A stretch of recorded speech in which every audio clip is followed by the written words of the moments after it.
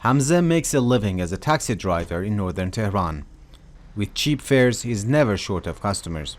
He says his car consumes 20 liters of petrol each day. Like other Iranian drivers, Hamza buys gasoline at a heavily subsidized price, meaning he can fill up for just $1 or $2. Many people from different social classes can afford to take a taxi. Taxis are very popular because they're much faster and more comfortable than public transport. It's affordable too. There are around 16 million active personal cars in Iran, meaning 90% of Iranian families have one. More than 1 million more cars hit the roads here every year, and very few are scrapped.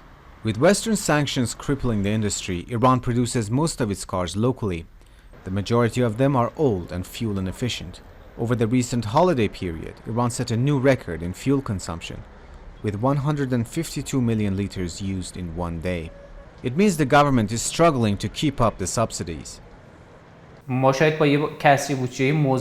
face a chronic budget deficit, and energy subsidies are a heavy burden on the government's shoulders. Cheap fuel prices have also led to fuel smuggling, and these consequences may convince the government or the lawmakers to not block a price rise. Inflation in Iran is at around 40%, and the government fears a rise in fuel prices may further push up the cost of living.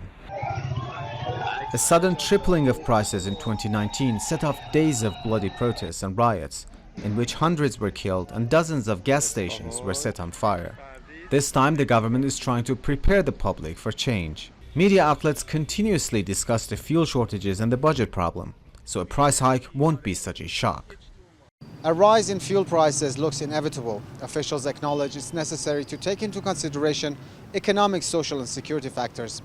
As Iran seeks to address these challenges, it also has to strike a balance between the welfare of citizens and the need for economic reform. Reza Hatami, TRT World, Tehran.